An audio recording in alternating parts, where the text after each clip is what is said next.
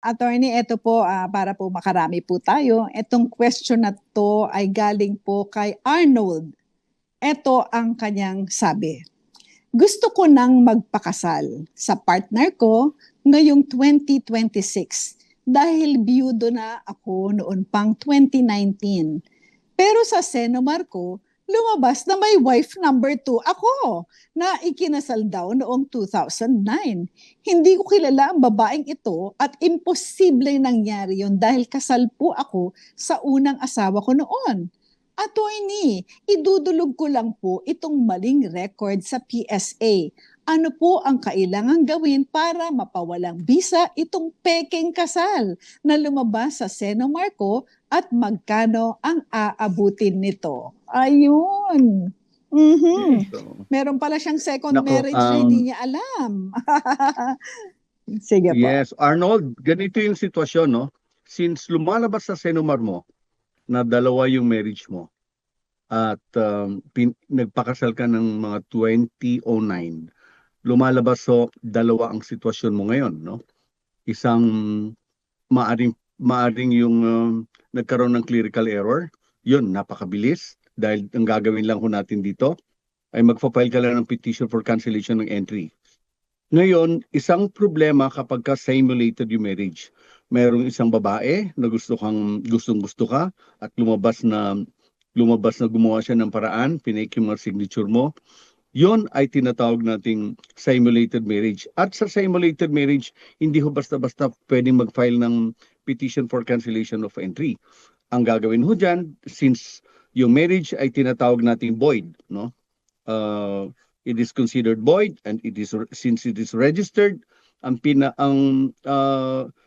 since it was celebrated during the time of your marriage, so void dahil ito'y bigamous marriage. So dito kailangan mo mag-file ng petition for declaration of nullity of marriage on the ground that the second marriage was bigamous marriage. So doon, you have to file a petition dito sa korte.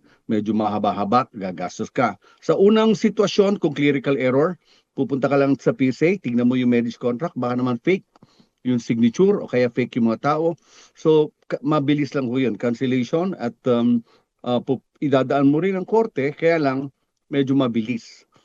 Dito sa second, and then minsan hindi na kung clerical error po pwede na sa pwede na sa local civil register saka sa PSA, no?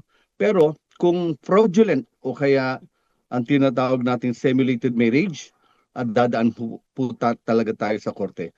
Ang katulad ng sinabi ko, you have to file a petition for declaration of nullity at medyo sa mga lawyers, i-invite ko yung attention nila, huwag nating singilin masyado.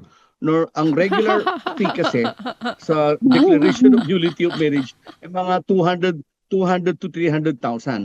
Ngayon, since yan naman talaga ay totoong void dahil bigamous marriage at wala naman sigurong lalaban, baka po pwede nang bawasan yung regular fee. So ganun po yung gagawin ni Arnold para hindi ho siya masyadong gumastos. Okay, Attorney Dot. Thank you for that. Attorney Noel, ayan. Okay, Attorney. Go please, Attorney Dot. Yes. Oo. Oh, Miss Annie, ang isang nag-catch ng attention ko dito ay yung sinabi niya na hindi ko kilala ang babaeng ito. So, kung totoo ang sinasabi niya, wala talaga siyang kinalaman dito, di ba? So, baka tama si attorney, baka naman pwedeng doon na lang sa Philippine Statistics Office na lang makipag-ayusan. Mag-file siya ng petition na i-cancel niyan kasi wala naman siyang pinakasalan, malamang nga nagkamali, clerical error, etc. Ngayon, kung meron talagang babae na sinasabi, hindi, nagpakasal yan sa akin, abay, ibang problema na yun. Hindi lang yung clerical error. So, as mentioned by attorney, bigamous marriage yan kasi buhay pa yung kanyang asawa noon. Ngayon, ang lumalabas nga, nagpakasal siya, kailangan i-prove niya yan sa court. Kaya pwede siyang, sabi nga ni attorney, mag-file ng petition for cancellation of or for the nullification of that second marriage kasi nga paano magiging valid yung second marriage na yon? Meron siyang valid marriage pa dun sa una niyang asawa. 'Di ba? So Okay. bigamous yun? Ibig sabihin null and void na yon from the beginning. Pero kailangan niyang ipa-declare na null and void. So yun, Ang hirap dalawa. naman. Either sa Ayan. either sa PSA, doon niya ayusin kung talagang hindi naman niya kilala yung babae, pero kung merong isang babae na may gusto sa kanya at gusto talagang sabihin na hindi, pinakasalan mo ko i-prove niya ngayon yan kapag nag-file siya sa korte ng nullification of the bigamous marriage. Okay. Sa madaling Yan, salita, Miss Ali. madelay ng konti yung kasal ninyo kasi may problema dito sa mga papeles. Ayan, sa dokumento. Ayan. Oo, yung case ko kasi meron akong actual situation na ganyan. Nagkita lang sila Wow, ng isang talaga? araw. And then, pagkakita nila, nakalaman ng babae na married na pala sila. And then, lumabas sa Sinumar, meron siyang marriage contract. So, what we did is no? Actually, hindi lang nagkita nagkasabay lang sila sa jeep, no? Nagkatinginan, siguro. Mhm. Oh. And then, wala pang isang araw natapos yung kanilang relasyon, pero naparehistro ng lalaki yung marriage, no? So, Nako.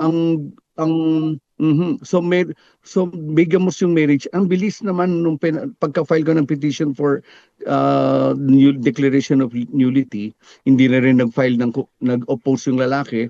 So, granted kaagad yung nullity Very good. kasi ipapakita mo lang na dalawang yung marriage Yung isa void, yung Okay. isa valid. Okay. So, Yeah. maganda lang kayo kasi may gastos ito. Kaya si attorney a while ago nag-appeal doon sa mga abogado na huwag masyadong i-charge. Okay?